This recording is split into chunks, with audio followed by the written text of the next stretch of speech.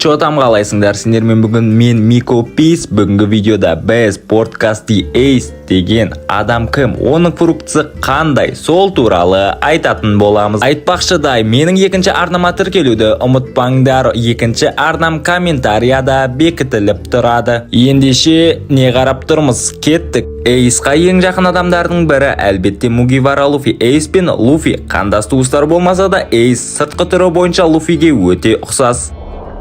Не смей насмехаться над моим спасителем! Остановись, Эйс! Дегенмен Эйс әлде қайта салмақты, сонымен қатар Луфиге қарағанда сәл биік және бұлшық етті. Bir қызығы, оның мимикасы жас кезіндегі Роджерге еске түсіретін. Ты убил человека.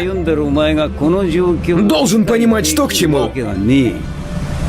Или тебе объяснить? Барлығы да дәл қазіргі уақытта Мугивара Луфиді Эйстан мықтырақ екендігін жақсы біледі. Эйстің духы соншалықты мықты болғаннан кейін Акайнуға шабуыл жасаған болатын.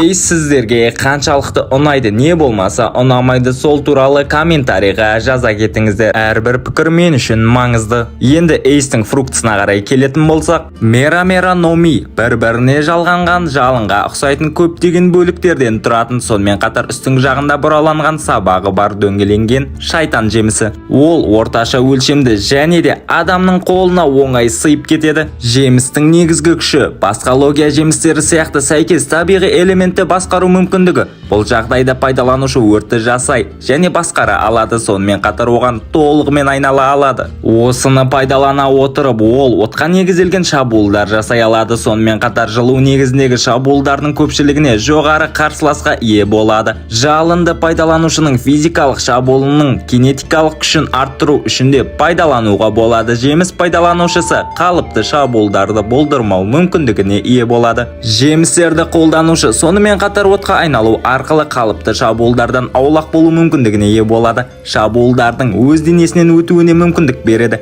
Өзін өзі тоқтату арқылы пайдаланушыны қарсыласқа тікелей зақым келтіргісі келсе, оны өртеуге де болады. Бұл фрукты жемісі бірнеше басқа логикаға тең шарттарда қарсы тұрғанда бұл жеңіссіз жағдайға әкелетін секілді. Түтінде, мұзда отты жеңе алмайды немесе жалынға төтеп бере алмайды. Керісінше, олар бір-бірін бейтараптайды, элементтер соқтығысады. Қорытындылай келе, Podcasty Ace'тің функциясы ең мықты фруктыларға жатады десем келісесіздер ме?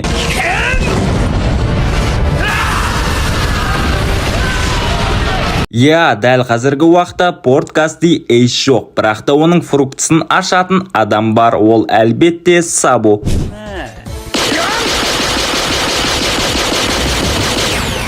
Эйс пен қара сақалды бір-біріне қарсы.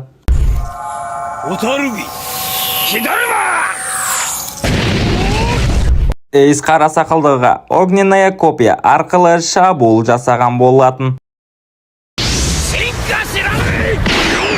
Эйс тамаша соққылар жасап, болашақ Йонконы таңғалдырған болатын.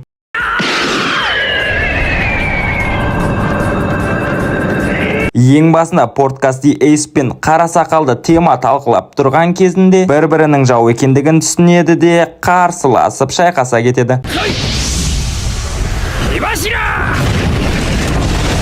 Огненное зеркало осы күші арқылы Аокидзиға қарсы тұрған болатын. Огненное зеркало!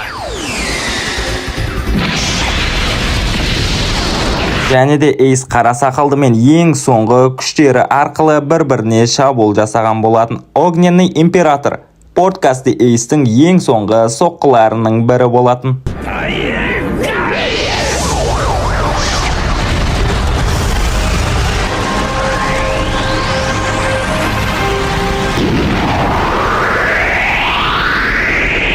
Эйс Маринфордта өлді, одан кейін оның функциясын ашатын бір адам болуы керек. Әлбетте Сабо. Енді Сабоға сенеміз. Воля дейтін ең мықты адамдар да болады. Ағылшыншасы Хаки. Егерде мен сіздерге дәл қазір Эйстің да өзінің волясы болған, оны кішкентай кезінде қолданған десем сенесіздер ме?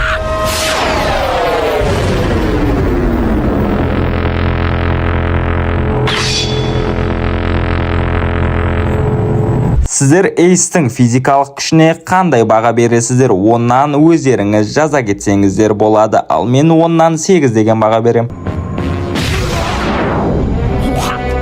Барлықтарымыз да білеміз, спорткасти Эйстің әкесі Голди Роджер болғандығын. Осындай жап-жас балаға әлемдік үкіметтегі адамдар, дозорнилар, Гарп Сенгоку секілді мықты адамдар қыспаққа алғандығы өкінішті әрине.